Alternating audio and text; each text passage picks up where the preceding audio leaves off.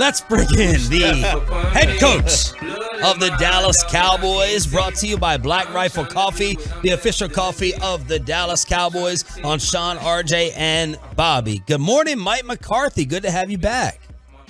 It's great to be back. Sorry I missed you guys last week. My goodness, I just didn't feel right. Mike, Coach, we were sitting here praising your toughness. Yep. You know, I know. What a warrior, Pittsburgh guy, Irishman, and then we get canceled on. Where were we? How fast and easy was that decision on your list of things to do? Radio interview scratched.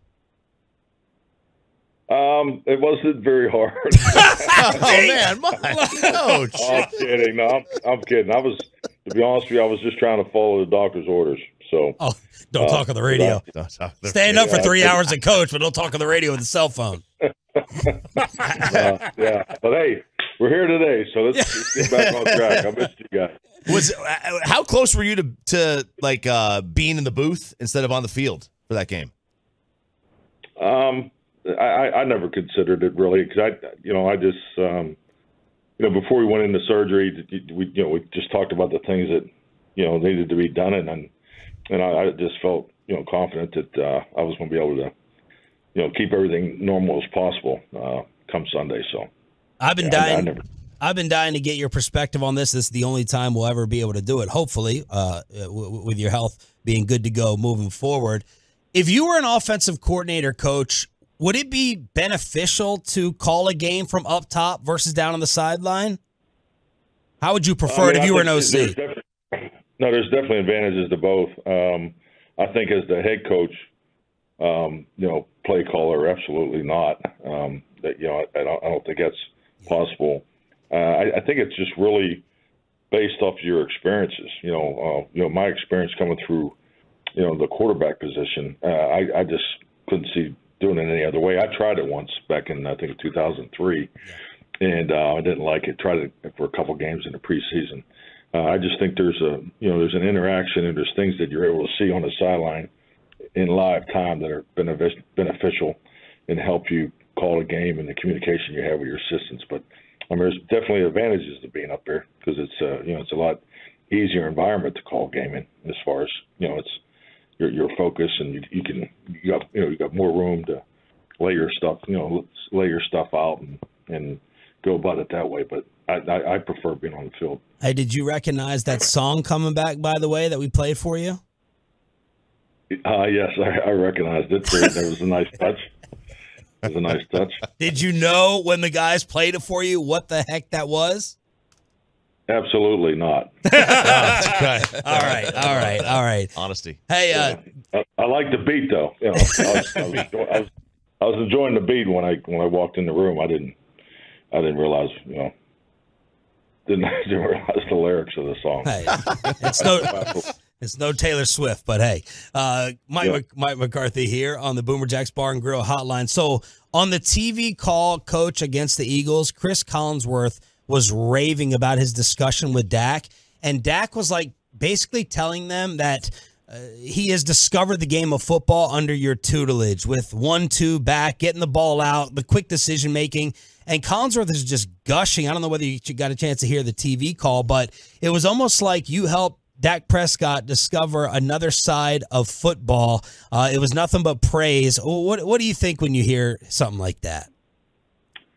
Oh, I just think that we're all on the same page. I think that's the beauty of this game. There's fundamentals that we all teach, but there's usually another variation of one, as far as when you're talking about techniques and fundamentals. It's no different in quarterback play. So, every position that's being coached in the game of football, everybody's trying to play faster, and more clarity, and it's really pulling the whole group together to accomplish that. And how we dissect and detail our plays is different than it was the last couple of years, and Dak's having success with it, but it's just it's really all comes down to the consistency and in the coaching, and most importantly, the players, and Dak is he's the lead dog in the room that total buy-in, and they're having success with it.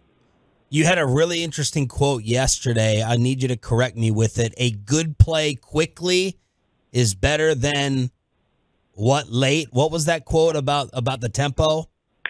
the late perfect play. I think there's so much, there's so much that's done at the line of scrimmage, and I think it's important for play entry.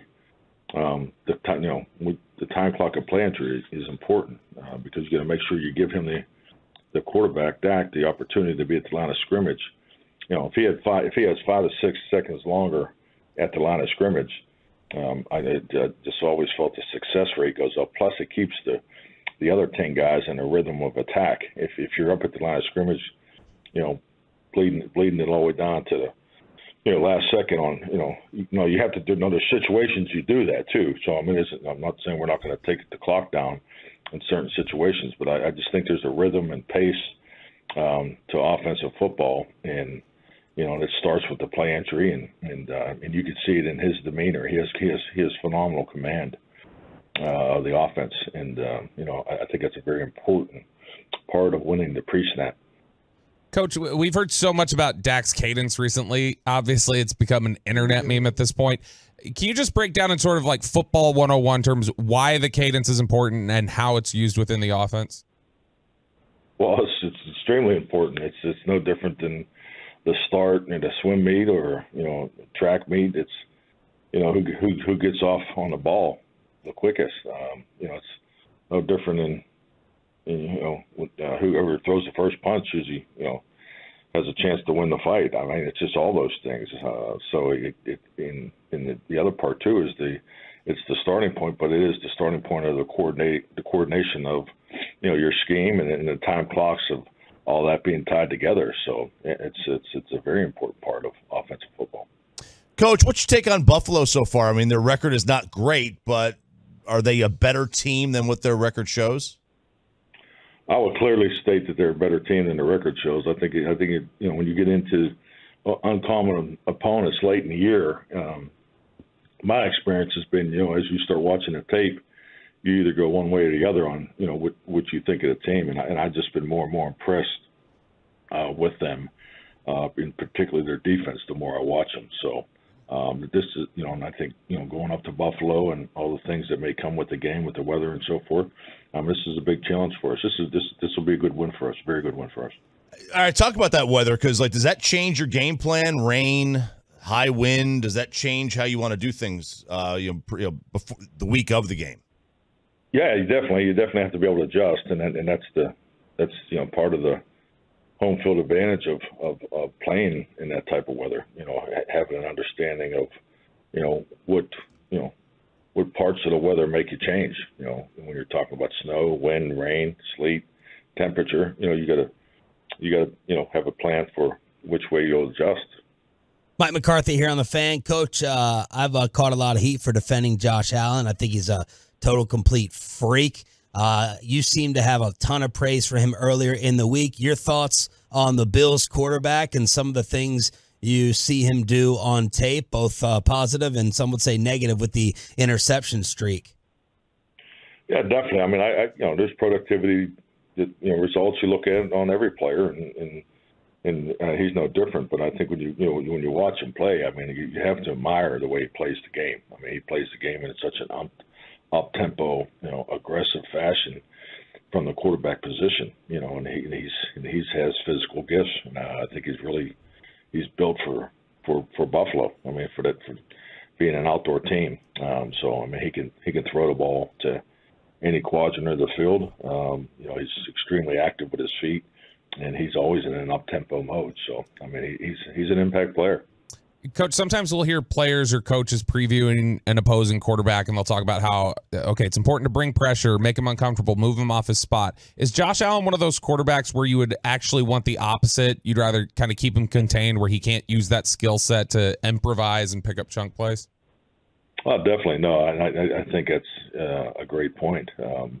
Your ability to keep him in the pocket, but he's going to extend. I mean, that's a big part of his game, and they have just pure quarterback runs too. So, they're going to do what they need to do to, get him on the perimeter. And so, I mean, they run quarterback power.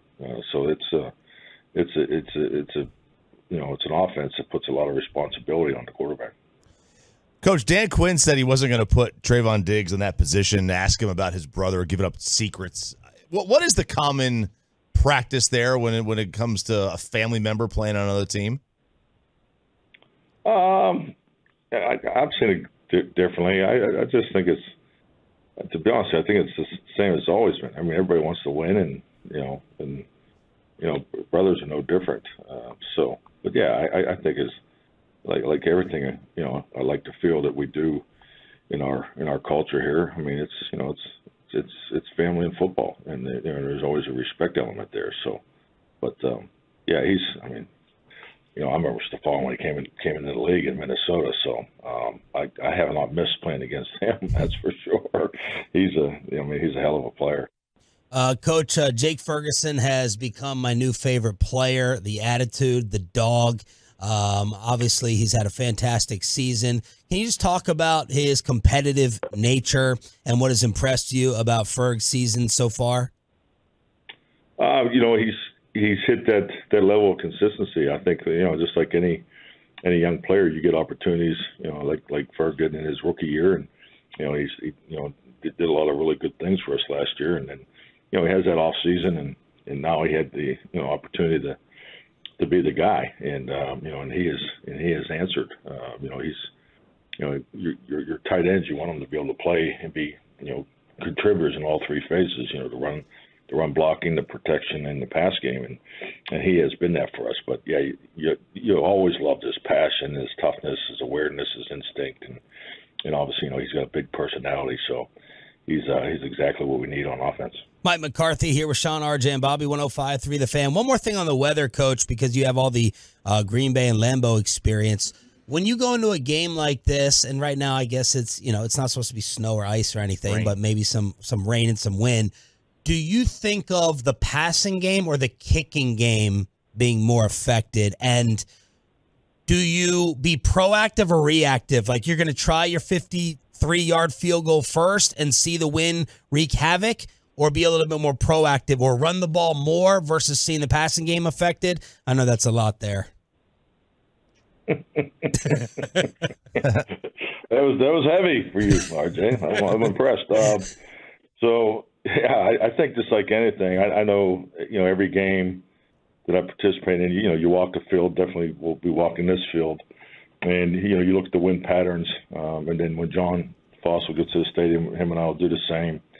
So, you'll have decisions as far as the starting point in the kick game, as far as, the different spots that you'll go from, and then, but you have to watch that during the game too. So, it's obviously the first quarter, and then you switch directions in the second quarter. Then you'll have that conversation again at halftime. The coin flip and all those things are part of the conversation, and then you got to see the level of the wind. When you get up in the double-digit numbers in the wind, then you got to start to be conscious of how it does affect the vertical pass game. So, yeah, to me these are normal pregame conversations, but this will be a test this week because of where we're playing for sure. Coach, is Dak going to maybe wear a glove on his throwing hand this weekend? And do you have an opinion on that, on quarterbacks wearing gloves during games? I tell you what, they've changed so much over the years. I'd have to see the glove. And I just think it's like anything. It's, you don't want to go up there and just put a glove on. I mean, it's something that you obviously need to work during the week and things like that. But I don't anticipate that being an issue right now. All right. Well, look, we're glad you're good. We're glad to get you back, and it wasn't the same without you. So have a safe trip, get another win, and we'll do it again next week. Thank you, man. You guys have a great week. You too. There he is, Mike McCarthy, with his new theme song on the Boomer Jacks Bar and Grill Hotline.